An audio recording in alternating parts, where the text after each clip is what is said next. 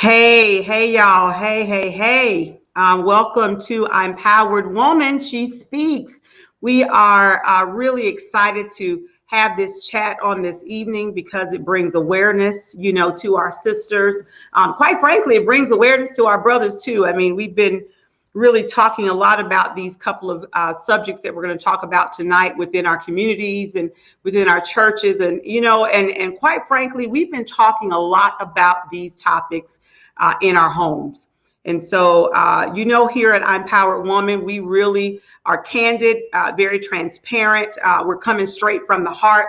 And many times we're making sure we bring you statistics and we bring you fact. And so we're going to have that dialogue tonight, y'all, about racism and sexism. I mean, it gets to be a little bit of a hard subject to swallow. And I had to do a lot of self-reflection here because, I'm going to tell you, talking about racism and sexism, especially about racism, we've been going through it since way back when, right? Because I'm a melanated being. And so we've all experienced it. And all the women on this podcast, on this team, in this family, we're all women. And so I'm sure at some point in our lives, we have experienced sexism as well. So listen, we're going to talk about it tonight. We ask each and every one of you, to please chat with us in the chat box. Share it right now to another sister and a brother, quite frankly. And listen, I got to tell you this real quick, statistics that I pulled up. I pulled up some information the other day, and it said almost 90% of men and women, quite frankly, globally, are biased against women.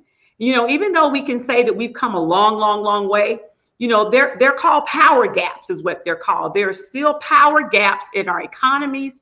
In our political world, we know that. And I got to say it again, as an evangelist, they are in our churches too. And did you also know that less than 6% of CEOs in S&P 500 companies are women? 6%, less than 6%. And when I pull that statistic up, I'm like, okay, is that like 5.99? Either way, 94% are men. So I say this, the Me Too movement, the Ni Una Menos movement, hashtag Ni Una Menos, the hashtag Time's Up, etc. You can go on and on, hashtag Me Too. These are women's rights demonstrations all around the world that have been energized. And I know you've heard about them by feminists like me, and they are signaling that there has to be a change. There are new alternatives out there for a different world that's needed. Women need to be in the C-level positions, more than less than 6%. And I tell you, and I know many of the women on this podcast can probably voice my same sentiment, that it's been one of our life's missions and journeys, as visionaries, as soldiers in the field, to really do a whole lot of women empowerment. So we're going to do it again tonight. Enough is enough is enough is enough is enough. And we're going to talk about sexism tonight. Enough of that garbage. We're going to talk about racism a little bit. Enough about that. Because remember, we had a whole bunch of police brutality and discrimination. And the stories of police brutality and discrimination against African Americans, my people, my sisters, my brothers, that have happened here recently are very similar to what was happening 20 years ago. And we got a whole new breed of millennial activists out there, civil rights millennial activists out there that are trying to bring about a reckoning with America's racist past. And so I'm telling you, I know I voiced the sentiment when I say we're willing to do whatever it takes. We're willing to do whatever it takes to raise as much awareness as we can when we talk about racism and we talk about sexism. And so it's going to start tonight. And I know this is going to be a part B. I'm telling you already. I already feel it in my spirit. So, hey, ladies, how y'all doing tonight? Hey. Hey, how are y'all? How are you? Hello. Hey. And hey to all of our friends and family out there, our viewers. We don't say followers, we say our partners out there. And so we really appreciate you. And so as our partners, we're going to ask y'all to please share this thing, right, y'all? You can share it. Share. What does Amanda say? Share, like, follow. But we say share, like, partner, right, Amanda? Share and subscribe. Yes. And so We have a very special guest with us tonight, and we really hope she's going to stick around for a little bit longer because she is in the 50 plus club with me. Wendy Yeoman from YH Advocacy. And so we thank you for, just wave your hand real quick, Wendy. We thank you for being here tonight. You can unmute for us. I think you're muted. We got to hear this beautiful voice. So, hello, hey, everyone. Hello. And then we got our other amazing ladies too. So y'all, let's talk about it. I know Minister Kaylee's got a whole bunch lined up for us to talk about, y'all. So let's do it. I'm gonna start with the first question. We're gonna talk about it. Sexism. Sexism, prejudice, the definition of sexism is prejudice, stereotyping, or discrimination, typically against women on the basis of sex. So the first question that we have tonight, what frustrations do you see or have concerning sexism in the workplace? Oh, here we go. What you got, ladies? Gonna go first. I can kick it off. Hold it. Go with it. Go for it. Well, for me, this really hit home. And I think it really hits on 2 points. Sexism and racism at the same time. I'm going to say this: the angry Black woman. In my role, I work with a lot of senior directors, VPs, and you have to sometimes have some really tough conversations. But you also have to find that balance. And it's sad because in the back of my head, I have to think, don't come off as the angry Black woman. Even though I might be saying something that my white counterpart, I'm just going to be blunt here, a male counterpart would say, I'll come off as being the angry Black woman. And I can't, there's so many times I've had to bottle that in and choke it down because I didn't want to come off that way. And really, honestly, I don't know what to do about it. Wow. I don't know what to do. I don't have an answer for it than I just keep doing that. I have to be very aware of it. And it's really sad. Really sad. You know what, TP, we're sorry you feel that, sister, because you're right. It happens. It's happened to me so many times. And I see everybody nodding too, in all of our different 20, 30, 40, 50s, we've had it happen. I do want to say something, then we're going to open it up for everybody to respond, is, you know what, it happened to me. And I remember specifically, just like what you just said, and I remember specifically talking to my leader that I had a great relationship with, and he's non-melanated. And I said to him, when David says something, he's expressing himself. But when I say something, I'm defensive. I'm the angry Black woman. I said, I don't like that. It's not appropriate. And how are we going to fix it? And I said, I'm just as passionate about my job as he is. I'm just, bold about it. And so that was the beginning of the healing. Okay. I had that conversation with him individually and said, and this is for all the listeners, if I said to him, if we cannot handle it at your level, then I'm prepared for you to walk with me to the next level to handle this, because I'm not going to feel different. And that's what we got to do, especially as the female part and the Black part. So what do y'all got to say? One thing I would start on that, I have had to learn to lead and speak from my mind and not from my emotion. Mm-hmm. Not because I'm trying to appear a certain way, but I don't want them to discount what I'm saying by the anger. So it's kind of like, I don't want to say being calculating, but in some ways it is. It's like, okay, the best way out of this situation, I'm going to lead with my mind and think, kind of like playing chess.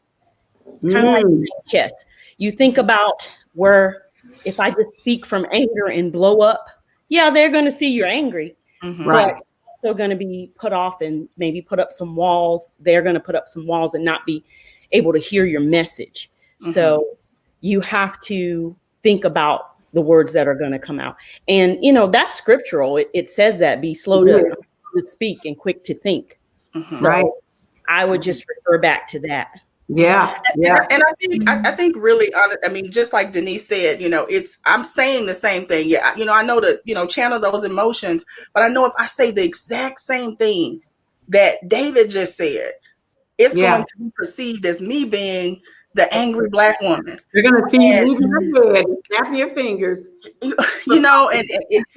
it's tough. It's tough. It's tough. And you can, I think, feel free to call out that. It's like, you may be able to say it, Yeah, I like how Denise said, I don't want to be perceived as the office.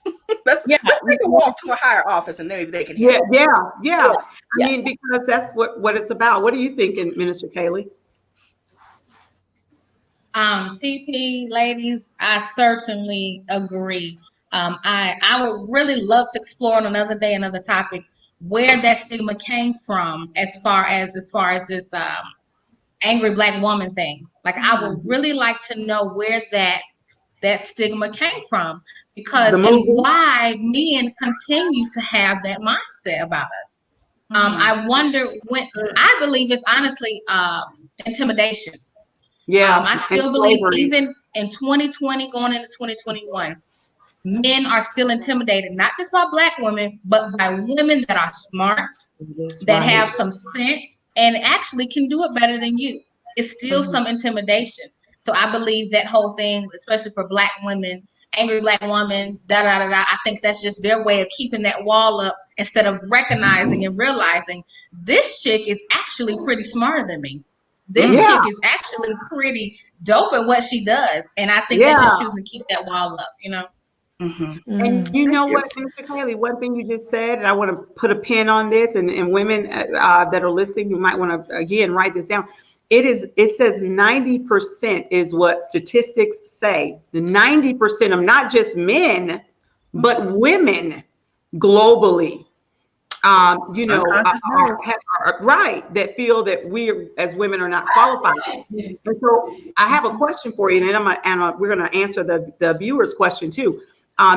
Is that if women are doing it too, then, and what do you think about that? I mean, it's something we need to work on, right? Because if another woman feels like another woman is not qualified for that job, and she really is, and it might be for some other reasons, we got to kind of work on our relationships woman to woman. And that's what an empowered woman does. We might come from different backgrounds and all of that, but we're all women. And knowing that we know that less than 6% are in C-level positions, there's some kind of get together, kind of uniting, kind of supporting each other we need to do so we can help. When you get to that C-level position, sister, and I mean sister as in melanated and unmelanated sister, kind of help groom me, unsolicited mentor me, and help bring me in so we can get like 10%, 20%, so that's something to think about. It's men and women that are doing this whole sexism thing and not helping us get to that next C-level position because of those stereotypes. And this sister said it's happening in the church too. So how do we address that? As a female minister, Minister Kaylee, as an evangelist, myself, I mean, what do you all think that are on this podcast now about when you hear a woman preach or pastor versus a man? How do we address first on that? Come on. Let me go first. We lost our sister. Here she comes. Oh, here she comes. Yeah, my feet dropped. I was like, oh no. Yes, I did that earlier too. Kind of freaked me out. Oh my God. Bring something on. That's what that was. Bring it on. Nah. I will say this. The level of sexism is still existing within our church community, religious communities, however you want to say it. It is so there. I believe we're still in a place where men are still trying to wrap their minds around how women fit into ministry. And I still believe they're wrapping their minds around women, once again, maybe able to do ministry better than a man. And I believe that I don't think it'll ever change. I'll start with that. I don't think it'll ever change simply because of the dynamics of We can talk about Christianity. I think it'll never change because it kind of started that way. You know what I'm saying? But it's difficult. It is very difficult. I'm gonna say this last thing and I'm done. As a youth minister, I can count on my hands the amount of women youth ministers that I know. I can go endless. I would need more hands, more toes to count as far as the men youth pastors in this part, right? And that is so frustrating because I find myself not being invited to the youth pastor roundtables. Sometimes if I am at the youth pastor roundtable, I'm the only female. If it is a youth pastor's conference or a youth conference for kids, I find myself being the only woman leader in the room. And also, I'm the woman, I am sometimes the last to be asked to speak. Sometimes if I force myself up there to speak, then I'm looked crazy like the angry Black woman, TP. Right. Or right. really the strong Black woman. So in ministry and in a religious aspect, I believe that that'll never change. I believe this is the time that is going to start changing because of the dynamics God has allowed across the earth. So I believe it's coming to a point where that partnership will be able to now manifest in a more speedier, quicker way, in a more way that we can be appreciated as women in ministry. And that's it. I want to say, look at how it's changed already from the 1900s. I know it's hard to see because we're in this time now. It's what we see. But look where we came from as women.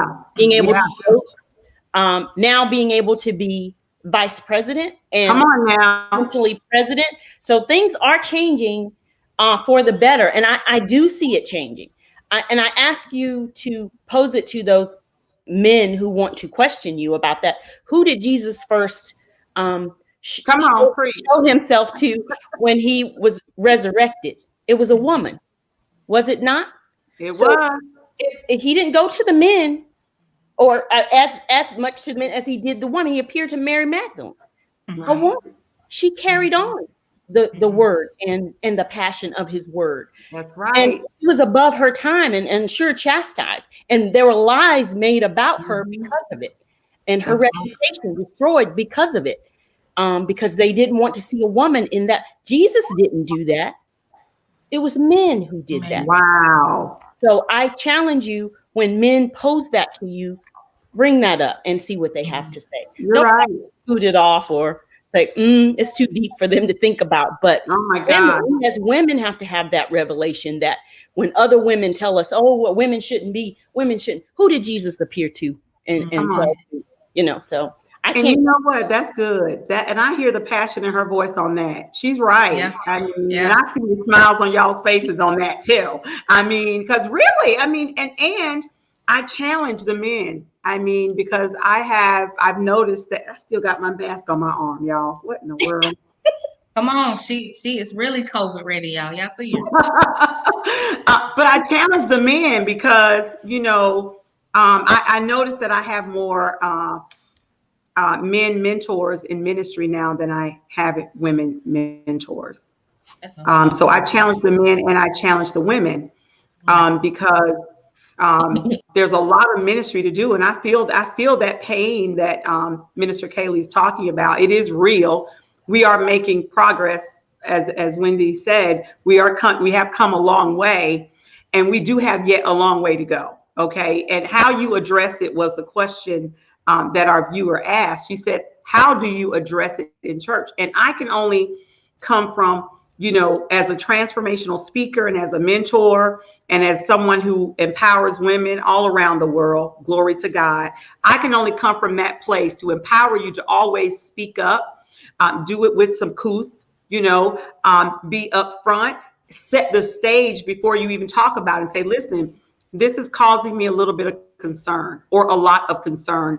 And here's what I think can happen if we discuss this openly and honestly. What time are you available? And here's what I want to talk about. 1, 2, 3. And then you're ready. You come in there, no emotion, right? This is real. This is God's business. And I need your support. This is what he's called me to do. And he's called me here. And so I really want to talk to you about it. Now, don't expect roses without thorns. Okay, it's going to happen. It's gonna happen. You're gonna have it. They're gonna be. It's gonna. You got to admire the rose with the thorns, is what I always say. So you just got to be prepared for it. And listen, most churches, especially if you're a Baptist, you got a board. You got a trustee board. You got the meetings that you have where everybody vote. And listen, if you can't get what you need at this level, you can go to your deacon board. If you can't get what you need at that level, and I'm saying you tell that individual, if I can't get what I need answered spiritually, biblically, and we can get on one accord here, then I need to go to the next level, right? Just make sure you're not the problem, because you'll have to do a self-reflection as well, okay? I've been in that place where I was the problem, and there were some things that I was doing that wasn't the best.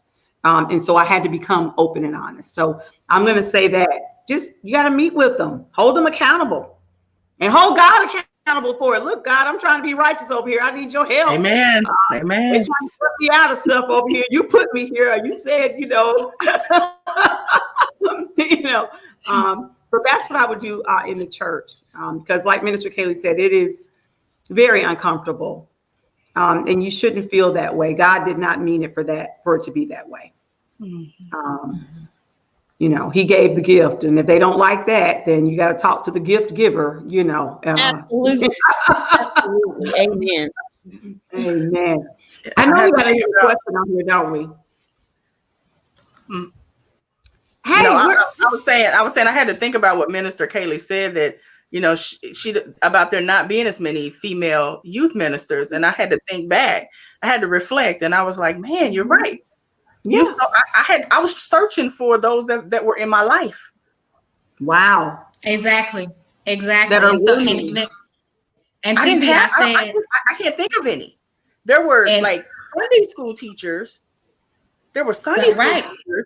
But they might be afraid to join. To Minister Kaylee's point, they might be afraid to join because they see the patriarch, that view of women need to be in the congregation or be over a little small women's ministry, or there's no telling what they feel. The usher board, or the cooks, or the and as I got older, I'll tell you all this. I'll be brief. I had no desire for ministry. My desire was either be a lawyer. That didn't work out because I was not going to be in school that long. So I said, I love kids. Let me go teach, right?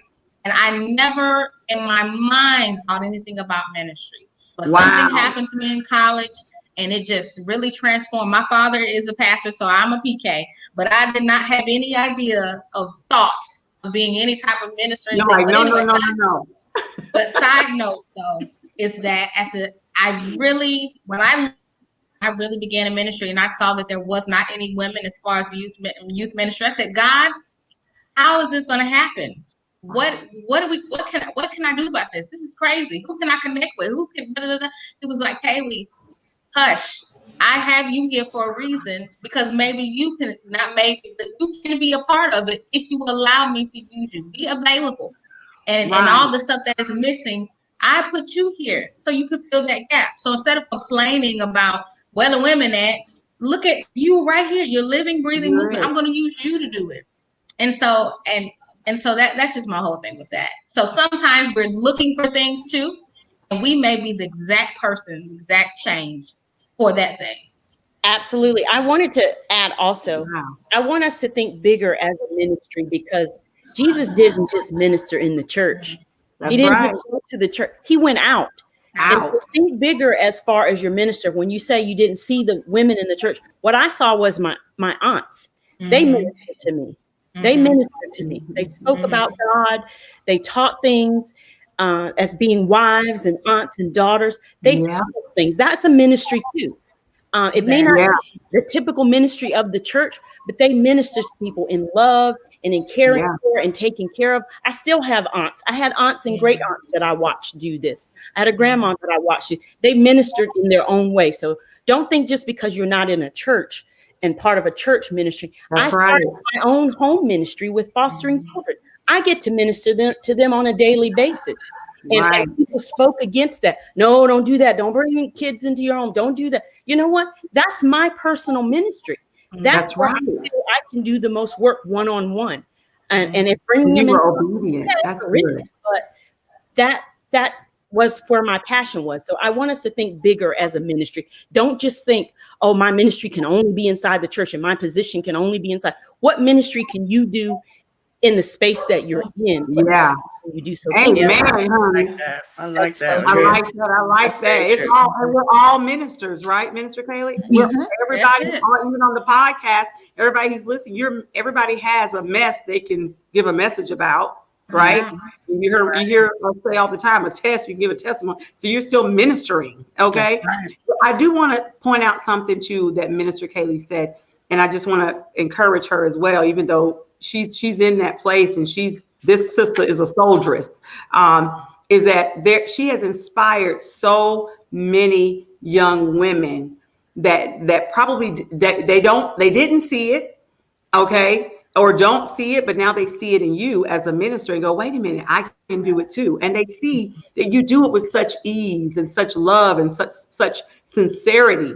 Okay, glory to God. That's right. And you're using those gifts and you were obedient. So there are so many, and you are in your 20s. And many people think she's in her 30s because she's so mature. But so many women and young ladies, you are their role model.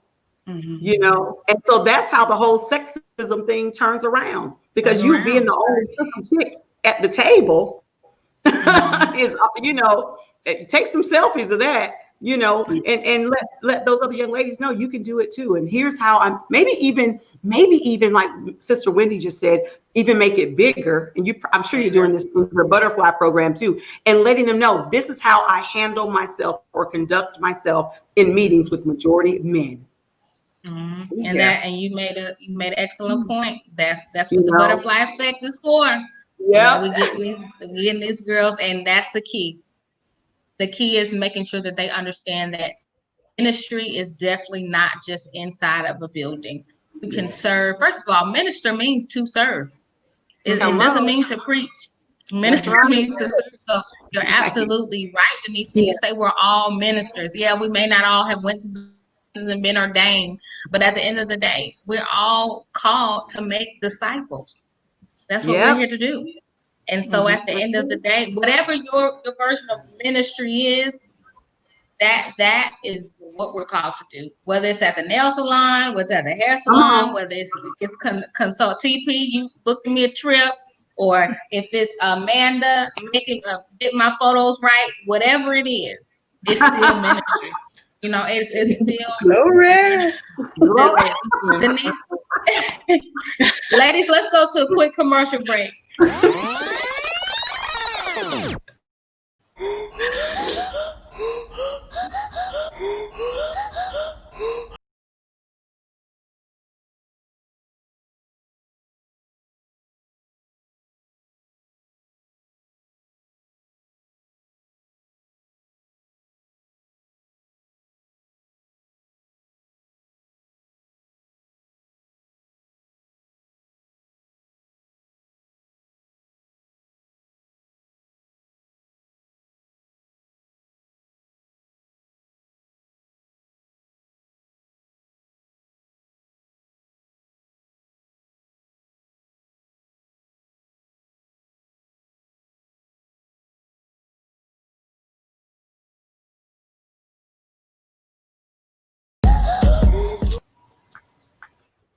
And I was over here grooving too, like, hey.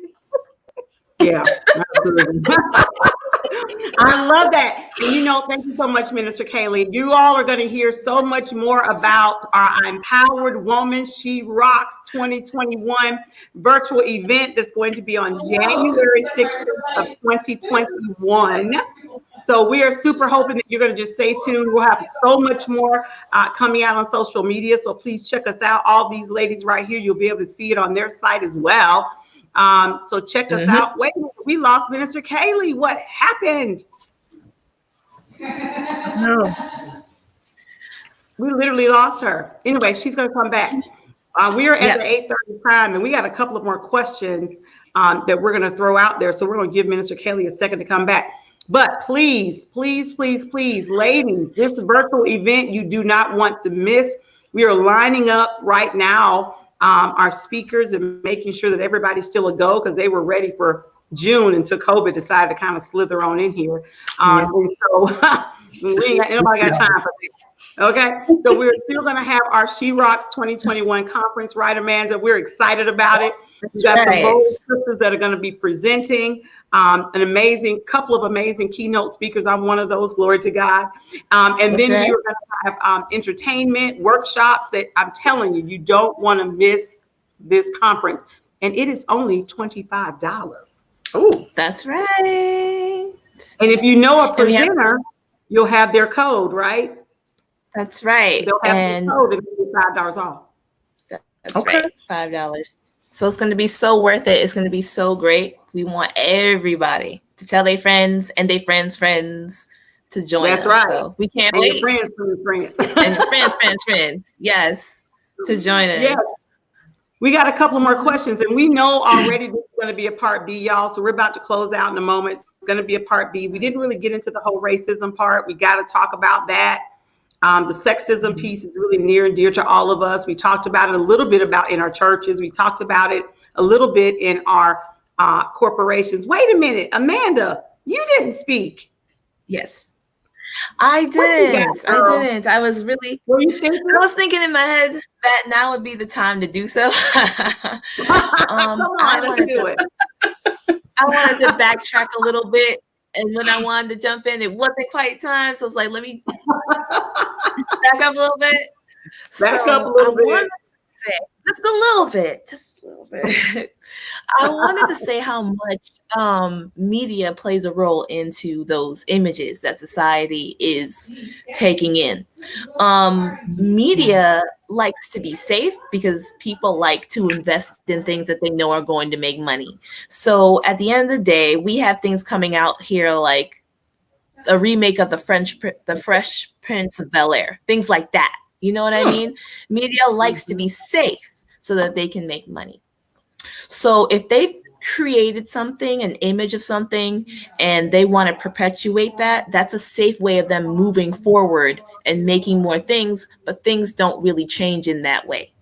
Wow. So if you think about the angry Black woman, right? People have been making movies and television shows and all of those things about angry Black women. Right. And they've had success with that in the past. Yep. So if you're having success with all of those things, right, you're going to continue to make those movies because you want that money, that secured money, that secured image that you have. And some people, a lot of actors get typecasted. Like, oh, this is the bad guy. And this is the bad woman. This is the woman that's always going through pain. Or, I'll give you an example of even in commercials, like a woman on there saying, oh, if you're really in pain, take this Bayer aspirin and it'll get you through it. You know, things like that people see, but they don't pay attention to it. They don't pay attention to it because they've seen it so much and they're so conditioned to it. And it's so deep because it's like you have a Black woman here that's like, I'm in pain. I'm not trying to solve my pain issue. I'm trying to cover it up with a medicine. It gets really, really deep. So we have to be conscious of the things that we're seeing on television and we're being bombarded with every day because we think it's a normal thing when it's not normal. I don't like being in pain. I'll take medicine when I need to take medicine. But my whole thing is I want to get myself cured so I don't have to take medicine. Right. You know what I mean? It's a whole mindset that we all have to be very, very careful with. Wow, that's deep. That's deep. And the viewer just put, it's also conditional learning, and that's kind of what you're saying. And we don't even realize it. So when we think about transformation, how can we, I know Minister Kaylee, you're a mentor with your program with a lot of young people. How can what Amanda's talking about, how can you incorporate that with your butterfly program? How can you incorporate that with your ministry Wendy? How can you incorporate that with your business, your travel business, TP, when you can talk about the conditional learning out there? And like Amanda said, with the media, what can we say to people as ministers, about this kind of conditional learning with women? Because that's one of the things that's kind of keeping us stagnated as well. Maybe not, but it could be. Quickly say that the way that I approach it is like, if it's good for me, it's good for a white male. If it's good for me, it's good for somebody else's grandma. It's across the board. Right. And if it's anything other than that, there's something wrong. That's just the way that I look at it, because you're targeting me. Right. If it's any other way. Right. And we got to realize that, though. What do y'all say? I say we have to look at educating our own look, because we have been the last. We're seen as the least of all the people on this earth. We're seen as the least value. We have to value ourselves, see the value in ourselves, and teach each other. Teach each other better. Change the mindset of what's been conditioned. I saw some things in family. I saw some things in the world. It's like, I don't want that for my life. What can I do to be different from that? And you have to challenge yourself and think ahead. Use your mind, think ahead. How do you visualize? How do you want to do better? How do you want for the same problems that you watch them go through? What do you do different? Yeah, my comment was long and visualize with no barriers. Like visualize with no barriers. No Visualize barriers at all. I like that. No barriers. I like that. Just like if you're going to be moving into a new house, and you've never seen this house, but you draw it out. That's all you. There's no influence. There's no anything. It's your own vision on a piece of paper that you are realizing in our reality. So and you're not put into a box. We can rise to the top. That's how we can take that 6% higher. That's how we can help each other, educate our own, no barriers. Wow, no glass ceiling. And we educate our young people, our young ladies, our folk, our communities, that you truly can be anything you want to be. That's right. And don't get diluted by the media. The media is conditional, you said. Someone says, we have to be conscious of what we watch on TV, someone just said. Otherwise, it's indoctrination. Wow, that's deep. Yes. It's serious. It gets serious. We put screens in front of our children at a very young age, and there's no way we know everything that's going on that screen. Wow. And they probably see all the women being homemakers. Nothing wrong with being homemakers. So it's starting younger and younger. Yeah. Homemakers, but they're not out advancing careers. You just made me think about something. A lot of the shows that our kids watch are, are there many shows about them being ministers, doctors? Not many. I mean, are many of them women of color? It's always the main character is always a male, a white male. That's either the hero or the person solving the problem, or the adventurer. It gets so deep. It gets so deep. That is deep. So I never thought about it. Right. We need to turn off the TV and we need to talk more. We need to have more ImPowered Women podcasts, y'all. I mean, we need to be sharing this to our young folks. They can be. We got a dentist on the line. We got a travel agent. We got someone in media. We got a minister. We got all kinds of. And then there's people that are online right now. They're chiming in. And we see the comments now. Minister Kaylee and I can see the comments as we move them over. And you think about it. TV, you're right. I never thought about that. Plays a big role in sexism, because it's not just what the corporations are doing, it's what we are doing. Whatever happened to the career days? They still do career days out there, Minister Kaylee? We still do career days in our schools. We still do them. But it's always, even in that, here we go. It's always, now I will say in the Black community, because now I'm in the Black school, but it's more entrepreneur based. Now they're seeing an entrepreneur face a lot. When I was growing up in school, it was always a firefighter a male. Yep. It was always a doctor, which was a male. A dentist, which was a male. It's always been a man.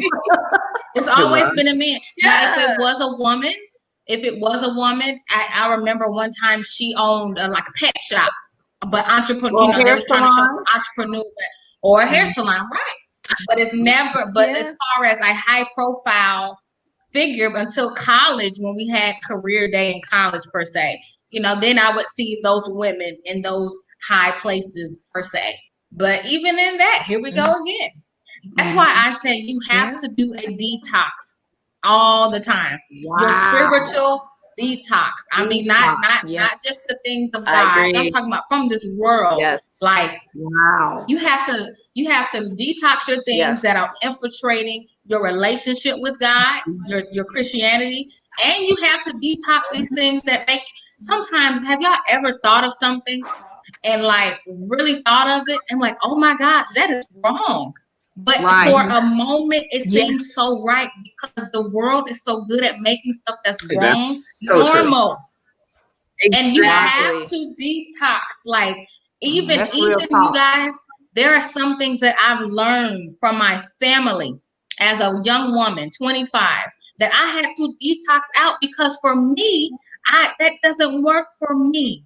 That doesn't need. It's more than one way to skin a cat. Okay? It is. That's right. I just because it works for you, I have to some things and some of the ways that I was maybe dealt with as a child. I had to spiritually detox that from.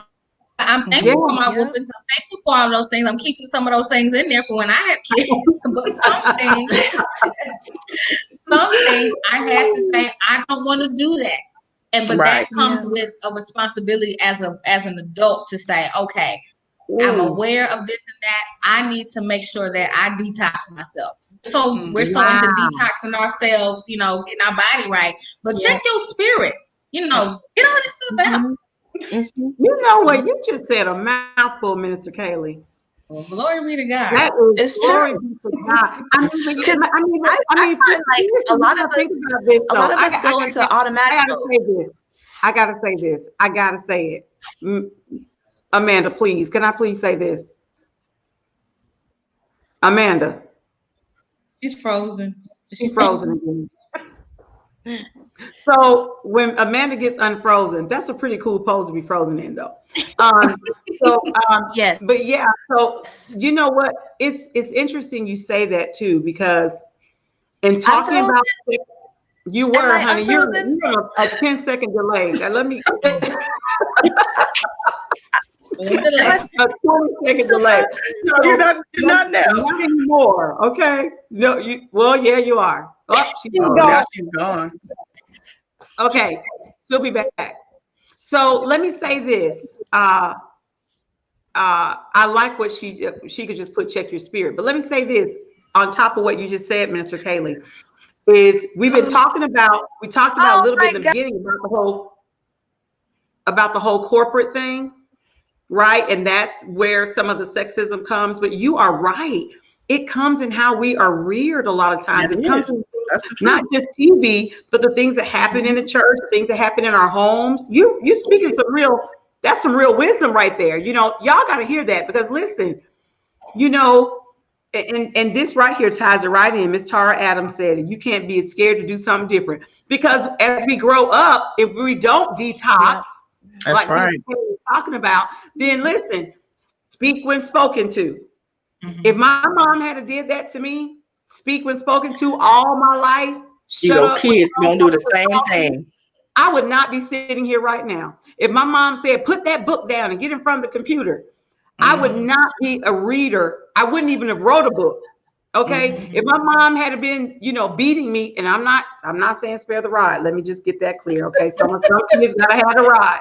But my mom never spanked me. Wow. Never.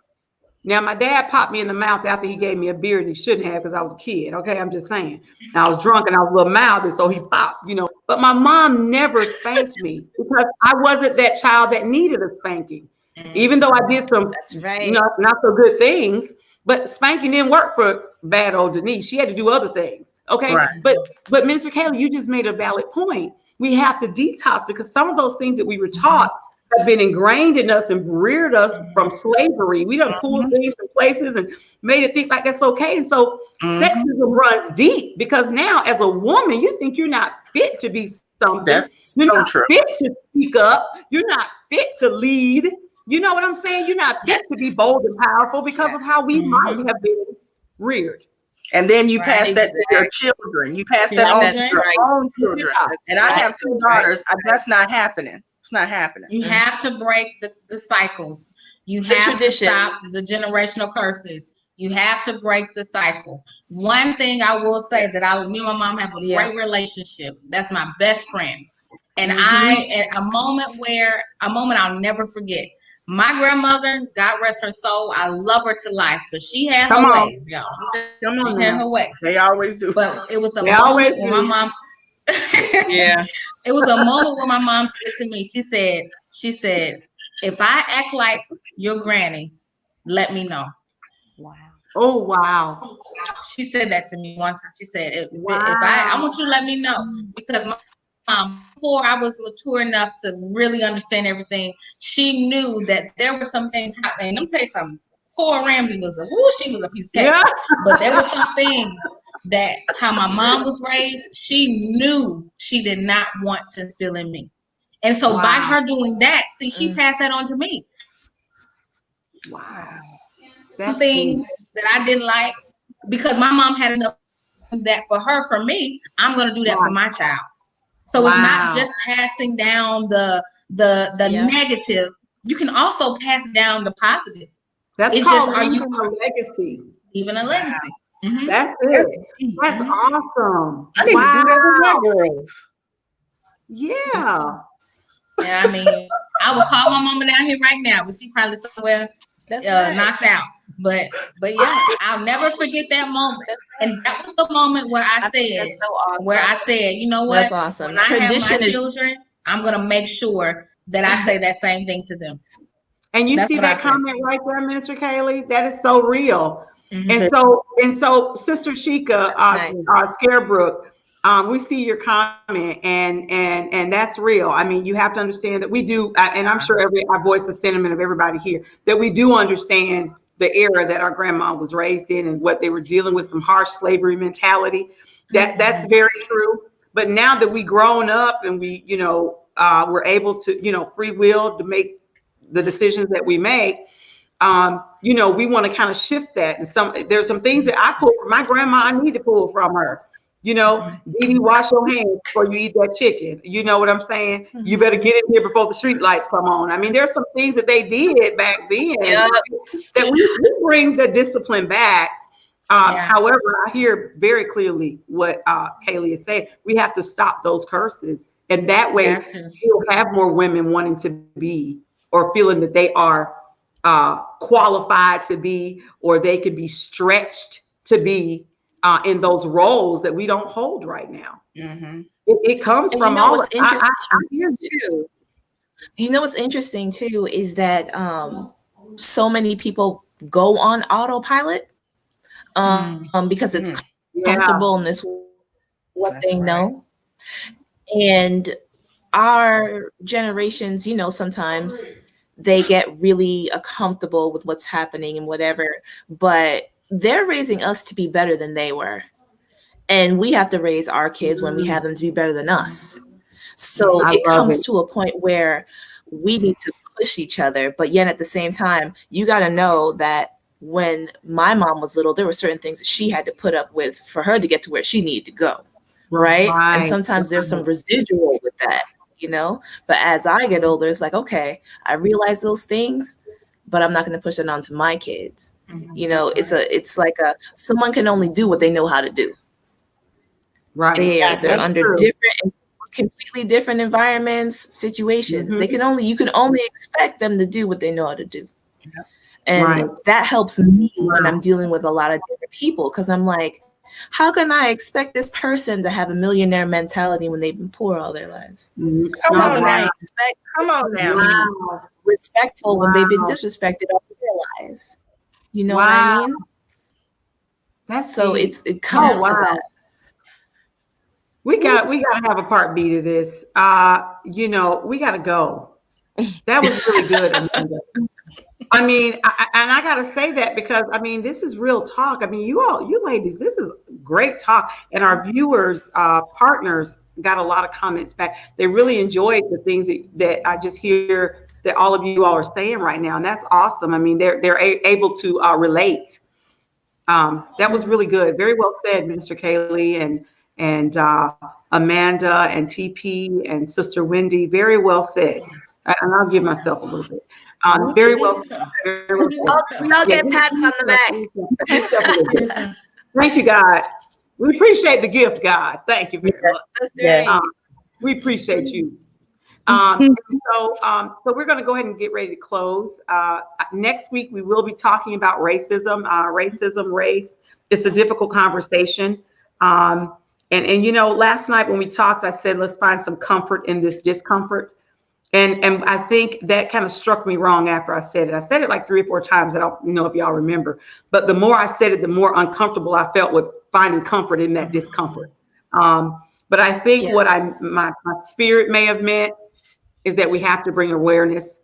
You know, when all the riots slowed down and, you know, people weren't doing all the walks and the speaks, it's kind of slowed down. The conversations kind of stopped, you know, that we see on television, right? And so we do see a lot of it, a lot of discussions on podcasts and on social media. And so we just want to do our part here. We want to have a real conversation from, you know, real women, real mothers, real sisters, real ministers, real dentists, real advocates, real travel agents, real photography, you know, just have a real conversation about racism, how we're talking to our significant others about it, how we're talking to our children about it. In Minister Kaylee's position, how she is mentoring her mentees about it, TP, her children, her husband. I mean, what are we doing? We're going to talk about it. Have we experienced it? What did we do? The empowered woman is transparent and real. And we also want to empower you to be able to empower yourself and move through this very tricky world. And so we will talk about another tough topic on next week. We might even dabble again in this one. It just depends on how the Lord leads us. Okay. So we thank you for joining. Please don't forget to stay tuned. Oh, hold on. We had a couple more comments. Oh, we have to raise our kids, be better than we was. I always say this. Yeah. And good convo, ladies. Yay. That's always good. So y'all share, like, partner. Did we say follow? Yeah. Partner. Yeah. Subscribe. Please go to our YouTube. Yes. YouTube site. Go to it, please. Follow us. Turn your notifications on. As Minister Kaylee always says, turn your notifications on because we will be back. We'll be back. We'll be back. That's right.